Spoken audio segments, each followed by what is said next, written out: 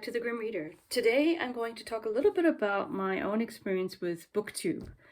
And this is sort of a response, or my version of what Kit at Kit's World and Barb at the Font were doing when they discussed struggles of a new booktuber or being a booktuber. So in my case, the weird thing is, and I do apologize for anyone who sort of wondered what happened, is that this is the second iteration of my booktube channel. So I had one before and it all went really well, smooth, I mean, in terms of good feedback and feeling part of the community. And I had it from about summer of 19 to fall of 20 or early fall of 20, September 20. But I became increasingly kind of unhappy with the content and also sort of feeling a little overwhelmed by because one thing that people who don't have channels don't realize is what a social realm it is, and you get caught up in buddy reads and readathons and tags, and there's a lot of sort of you do kind of you can get caught up in all of that, and I did get a bit too caught up in all of that, and it would lead to sort of fretful, I can't keep up, and I sort of feeling constrained a little bit in terms of what I should be reading and want to be reading, and not in terms of, and nothing to do with doing stuff for the audience, just in terms of commitments to readathons or more things like that, or even tags I do find actually pretty stressful, even though I'm the one who on Twitter once said that no one tags me, and tags are interesting, and they're an interesting part that you don't really sort of think will be an issue when you before you have your own channel.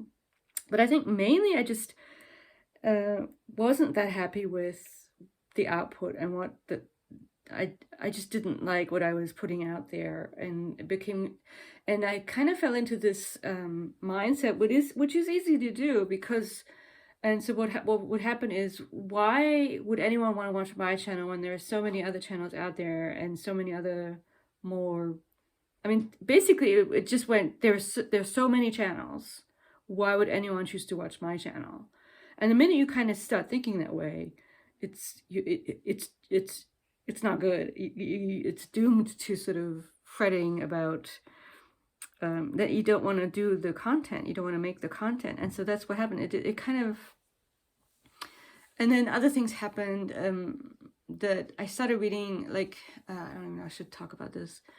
My mother's works, she was a writer, and I've decided to not talk about that so much on the channel because it's kind of stressful for me, psychologically speaking.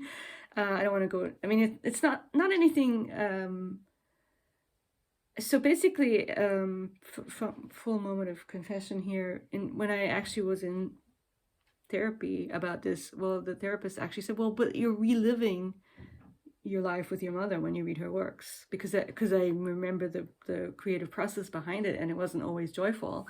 And I thought, that's exactly it. And I don't know if I can put myself through that, or I want to put myself through that. And then I would even make videos about what I read. It's really hard. It was really hard, and it kind of, I think I fell into a mild depressive state there for a while. So full compassion. That's kind of why I probably won't talk about her stuff, at least not in terms of me reading it and talking about it. We'll see. It's just it's life. I mean, it's just life stuff. And so, what else? Yeah, so that's why I ditched that channel. And the thing is, it's still up. The name is still there because I don't want to delete the channel, because that's the kind of, it's a sort of a repository of all those videos. Although I'm almost at the point where I might just delete them all and say bye-bye. See, I'm not quite ready to do that either. They're all switched to private, and I occasionally go in there, but that's probably one of the reasons why there's still people subscribed to that channel, even though now with this new channel, I mean, that's one thing to remember, I think, for people who are content creators, is that the subscriber number is, even though it does represent real people, and we're very grateful to them for subscribing, it really is just this amorphous number, and we don't know what's behind it. I mean, why do I have almost 500 people subscribe to a channel that has no content? and then here on this channel where I'm kind of active, I mean, it's going fine in terms of numbers. I'm not concerned at all, but it's interesting. It's an interesting kind of dilemma to be in, the whole subscriber number issue. So yeah. So, and I think I did learn a lot, and specifically about the mindset you have to bring to be able to be a successful and happy booktube creator or YouTube creator. Not in terms of success in terms of numbers, but just that it's a joyful thing that you want to be doing as opposed to a chore, or and that is to have fun making the videos. And what's interesting is that in my case, doing Vlogmas, so I had on a lark, I kind of thought, what the heck, you know, because there is a part of me that likes vlogs, and I just kind of decided to take the plunge and do a daily video during December. And I actually really, part of the reason why was that I recently got a new phone, and so I'm doing now everything on the phone as opposed to the computer, and that kind of freed me up. And I have a little tripod, and so doing Vlogmas was actually really fun and good for me, even though it was a little stressful, but it was sort of okay because there wasn't really a lot going on in terms of work. And I kind of like the vlog style. And so I'm really glad I did it. And I'm actually proud of myself that it wasn't even that stressful. Once I got into this mindset, and I'm not saying that they're works of art, definitely not. But it is this vlog style of, you see, I mean, there's a lot of cat footage, which has now turned into separate little cute little videos of the cats, which is going to be a part of the Grimm Reader, I guess. I'll get into that in a minute. But it was actually less hard, and it was fun. I liked it. And this is interesting. I kind of like the editing process, and by editing, I mean on my little iPhone, sometimes on the iPad, with iMovie. And it's only through figuring out like iMovie stuff. Like now I know how to put book pictures in there. And for a long time, I couldn't figure that out because I was doing stuff on the computer on my PC. It's not a Mac, it's a non-Mac computer. And the editing is very, very reduced. You can't, it's not easy to put pictures in and stuff like that. And so the fun aspects of it are what I'm going to always try and make it fun for me. And that's why I decided to sort of go ahead and splurge on an Epidemic Sound account to get music in, because I really do kind of have fun playing music, or the silly Bitmojis that I sometimes have in my videos. I did the Bitmojis. I created my own Bitmoji. I thought I might use it for teaching because I'm always online and I don't really. So now it's just sort of there. I think it's funny. And also what I don't understand why not more people do the trailers, because the iMovie trailers are hilarious, and you've seen I have 2 of them, and I'm kind of have a 3rd one in the wings. I just think they're so funny. You just go in and add pictures and change up the text. So my production company is of course Fellini Pictures, Fellini. I just think it's hilarious, and it's pretty easy. You just go into your pictures and put the right ones in and make it kind of work somewhat. I mean, it's definitely not rocket science. That's for sure. So yeah, so I'm focusing on it being fun now. And what else did I want to say? And to never even worry about the fact that there are so many people out there. Why would anyone want to watch me? Because on the one hand, it's definitely true. On the other hand, it's as if it's the marketplace, and we all, we can all have a stab at putting ourselves out there, which is what we're doing with these channels. And it's not up to us who watches, that's kind of, you have to kind of detach from all of that. And in my case, and so the other area is you have the subscriber number, but you have the comments section. And a great thing about the booktube is the communal aspect of it, and the fact that there's a group, you end up with your core group of people who you watch theirs, they watch yours to a certain extent. I mean, within reason. It is time consuming. I mean, watching videos is time consuming, and it takes away from reading, living, to a certain extent. So I have to rein that in too. But on the other hand, I mean, there are people who are just part of my kind of booktube community, and so And then you get the people who are only commenters but are still part of the community because they comment so much. And then there's sort of interplay, or there's a term, and I can't think of the term when you go to other social media like Instagram, crossover. There you go, social media crossover to other and then I have Twitter, and there's not much crossover, but it's there's a little bit of that. Anyway, so what else did I want to say about all of this? I think that I kind of I did want to apologize for people who wondered where I went. I do kind of have people, even yesterday someone found me from the old channel and said, "Oh, I'm so glad I found you."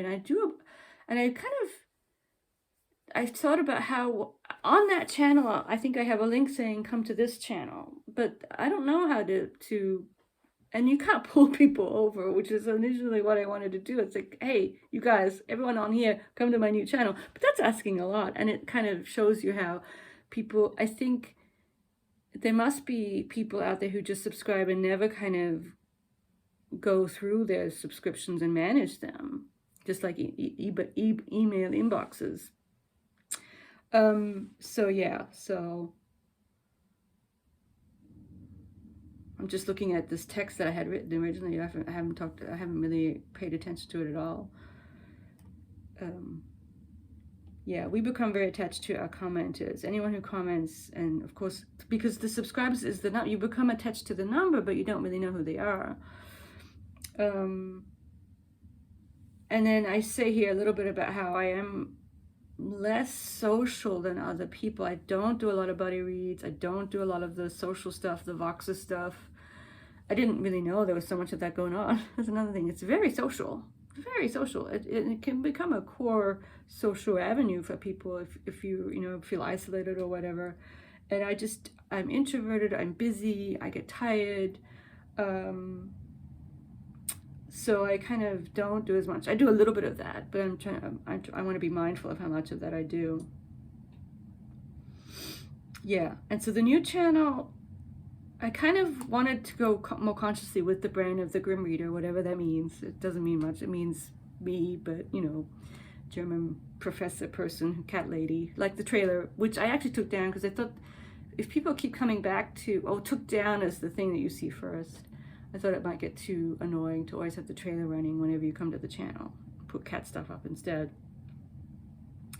But anyway, so it works for me to have a little bit of a persona or a brand out there in terms of older, overeducated cat lady, which is what I am. Let's face it.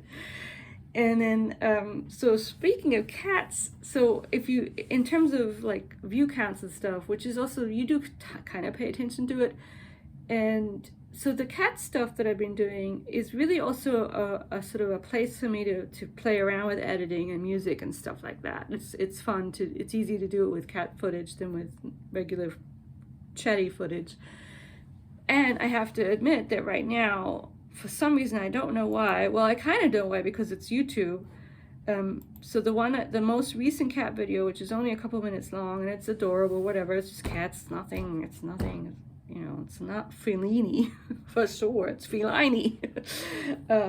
But it has way more views than anything, even from the old channel. It's almost at 800 views, I think. And it's a pure cat video. There's no book content there, and yeah. Well, no, it has 751 views, and I think that kind of shows. It's a reminder of how the lowest common denominator is always going to win out over anything niche or anything. And my lowest view is a video I made about a short German romantic novel. But on the other hand, I got good nice comments on it. So, I kind of knew that I wouldn't get a lot of views on that one. So, German romanticism. So, yeah. Anyway, I'm already at 14 minutes, and this was a very chatty off-the-cuff video. I hope it's okay. But I think I might just post it, and yeah, hope everyone is doing well and we're having a really, really snowy day. And yeah, there'll probably be a new cat video coming. What can I say? I hope you're all doing well. I'll talk to you soon. Bye. Oh, wait. let me just end by saying thank you all for subscribing and commenting, and feel free to comment. Anyone who is lurking, you know, I sort of understand like the reticence to comment. It's sort of like if you're a student in the back of the classroom and you never talk, it's harder to start talking. On the other hand, I want to encourage people. We live for that. We live for comments. Any kind of comment, except negative ones, I guess. But any emoticons, thumbs ups, anything makes our day. You know, I think we're all like that on BookTube, because that's kind of what we're doing it for. I mean, it's part of what we're doing it, at least. Anyway, talk to you soon. Bye-bye. Thanks for watching.